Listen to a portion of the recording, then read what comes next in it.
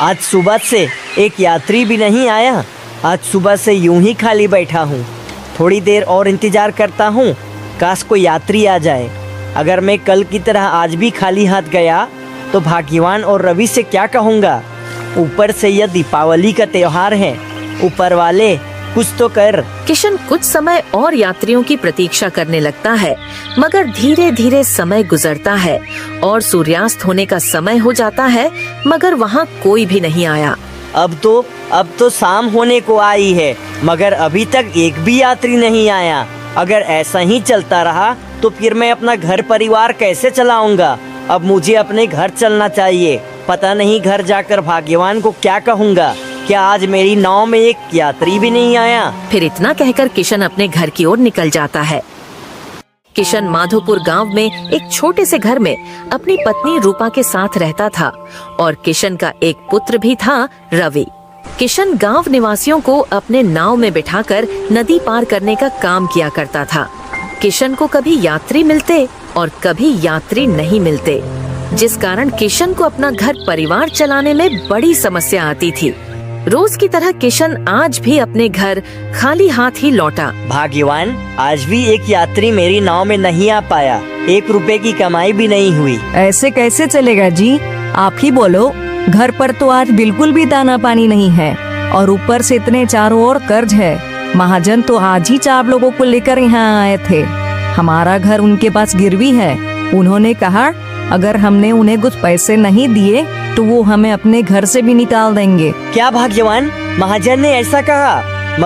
मगर हम भाग्यवान कर भी क्या सकते हैं। तो क्या हमें अब यह अपना घर छोड़ना होगा? मैं कुछ नहीं जानता भाग्यवान, कुछ नहीं जानता।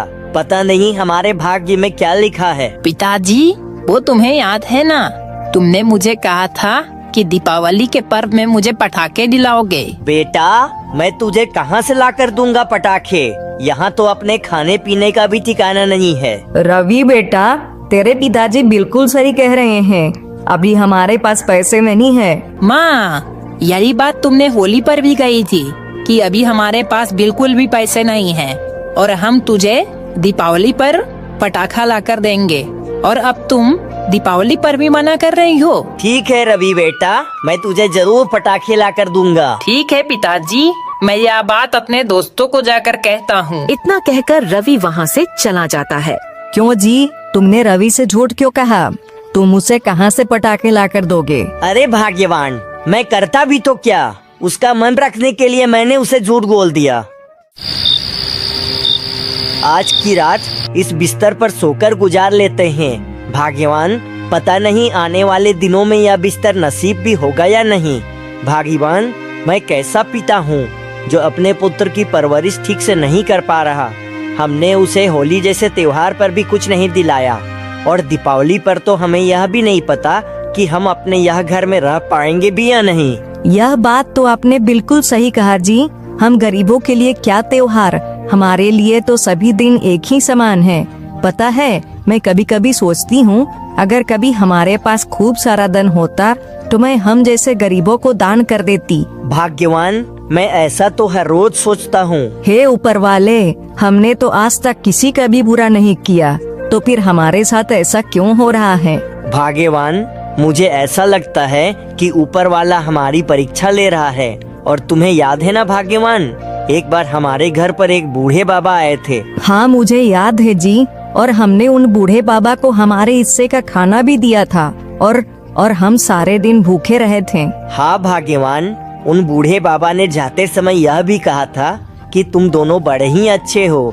एक दिन ऊपर वाला तुम्हारा जरूर कल्याण करेगा। हाँ, वो बूढ़े बाबा ने यही कहा था। अब हम दोनों सो जाते हैं, रात काफी ज्यादा हो चुकी है।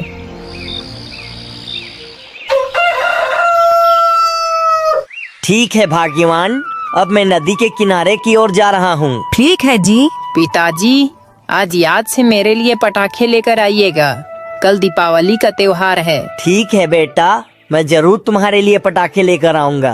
अरे, आज भी कल की तरह एक भी यात्री नहीं आया। अगर आज भी मुझे एक पैसा भी नहीं मिला तो जरूर हमें घर से बेघर होना पड़ेगा। हे ऊपर वाले, कुछ तो कर। अब मुझसे और सहा नहीं जाता। मैं कैसा पिता हूँ जो अपने बेटी की ठीक ढंग से परवरिश भी नहीं कर पा रहा हूँ, मुझे अब मेरी पत्नी का दुख और नहीं देखा जाता। किशन ये कह ही रहा होता है कि तभी अचानक से वहाँ एक बूढ़े बाबा आ जाते हैं। अरे बेटा, तुम क्या मुझे नदी पार करवा दोगे? अरे अरे बूढ़े बाबा, आप यहाँ? बूढ़े बाबा, आप कुछ दिनों पहले ही हमारे घर आए थे ना, भिक्षा मांगने के लिए? अरे हाँ बेटा, मुझे याद आया। तुम तो वही हो ना जिसने अपने हिस्से का खाना मुझे दे दिया था? हाँ हाँ बूढ़े बाबा, आपको नदी पार करनी है ना? आइए बैठिए, मैं आपको यह नदी पार करवा देता हूँ। मगर बेटा, मेरे पास तुम्हें देने के लिए एक भी पैसे नहीं है। क्या बूढ़े बाबा, पैसे नहीं है? ठीक है, आप बैठ जाइए मेरे नाव पर, आपको यूं ही नदी पार करवा देता हूँ। इतना कहकर वह बूढ़े बाबा नाव में बैठ जाते हैं और वह आगे की ओर जाने लगते हैं।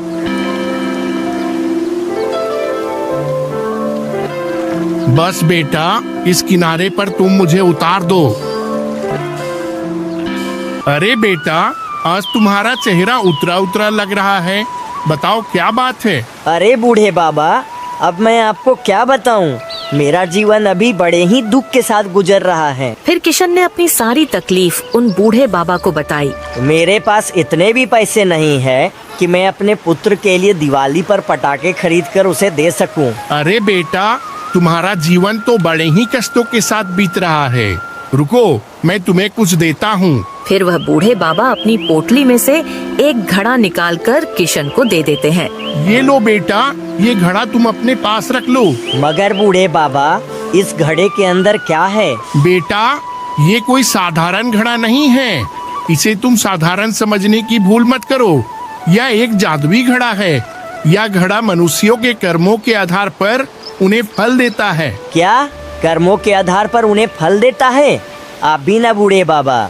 ठीक है, अगर आप मुझे घड़ा इतने प्यार से ही दे रहे हो तो मैं इसे रख ही लेता। ठीक है बेटा, अब तुम वापस लौट जाओ। फिर किशन अपनी नाव में वह घड़ा रखकर अपने घर की ओर निकल जाता है। भाग्यवान, अरे ओ भाग्यवान, सुनती हो? अरे आप आ गए जी। आज आपको कुछ पैसे मिले या नहीं? नहीं भाग्यवान, आज भी नाव पर एक भी यात्री नहीं आया। अच्छा, तो इसका मतलब हमारे नसीब में घर से बेघर होना ही लिखा है। हाँ भाग्यवान, शायद तुम सही कह रही हो। मगर भाग्यवान, वो बूढ़े बाबा मुझे मिले थे जिसे हमने अपने हिस्से का खाना दिया था। वो आए थे, उन्हें भी नदी पार करनी थी, मगर उनके पास पैसे नहीं थे, तो मैंने उन्हें यूं ही नदी पार करवा दी। पिताजी, आप पटाखे नहीं लेकर आए हो क्या? कल दीपावली का त्योहार है। बेटा, मुझे माफ करना, मैं तेरे लिए पटाखे नहीं लेकर आ पाया। मेरे पास पैसे नहीं है बेटा। जी, लेकिन तुम्हें यह घड़ा किसने दिया? भाग्यवान, यह घड़ा मुझे उन्हीं बूढ़े बाबा ने दिया है। वैसे इस घड़े में है क्या जी? क्या पता भाग्यवान, इस घड़े में क्या है? तुम ही इसे खोल कर देख लो। मैं इसे तो अभी तक खोल कर देखा नहीं हूँ। फिर रूपा उस घड़े को खोल कर देखती है तो वह हैरान हो जाती है। उस घड़े के अंदर ढेर सारे सोने के सिक्के होते हैं। अरे अरे, ये देखिए जी, हमारे तो भाग्य खुल गए। ये देखिए, इसमें तो ढेर सारे सोने की मोहरें हैं। सोने की मोहरें? अरे हाँ रूपा, वाकई में इस घड़े में तो सोने की मोहरें हैं। इसका मतलब वह बूढ़े बाबा ने सही कहा था। क्या कहा था उन बूढ़े बाबा ने? भाग्यवान, वो बूढ़े बाबा ने कहा था। फिर किशन रूपा को सारी सच्चाई बता देता है। मैंने आपको कहा था ना कि आज तक हमने किसी का कुछ बुरा नहीं किया, तो हमारे साथ भी कभी बुरा नहीं होगा। और आज अपने अच्छे कर्मों का फल मिल ही गया। पिताजी, तो इस बार हम दीपावली का त्योहार खुशियों से मनाएंगे ना? हाँ हाँ बेटा, क्यों नहीं बेटा, जरूर मनाएंगे दीपावली का त्योहार। क्यों न इस दीपावली के त्योहार पर हम हमारे जैसे गरीबों को पटाखे और मिठाइयों से भेंट करें, जिनके घर में ना तो पटाखे हैं और ना ही मिठाइयाँ। हाँ हाँ भाग्यवान, तुम बिल्कुल ठीक कह रही हो। कल हम दीपावली के मौके पर ऐसा ही करेंगे। अब हमारे सारे दुख के दिन कट जाएंगे। और फिर अगले दिन दीपावली का त्योहार आ ही जाता है। पूरा गांव पटाखे की आवाज और खुशियों में डूबा होता है। और रूपा की बातों के अनुसार किशन गांव के बीचों बीच में ढेर सारे पटाखे और मिठाइयाँ लाकर रख देता है और धीरे धीरे सारे गांव के लोग किशन के यहाँ आने लगते हैं और सभी लोग दीपावली की मस्ती में शामिल हो जाते हैं।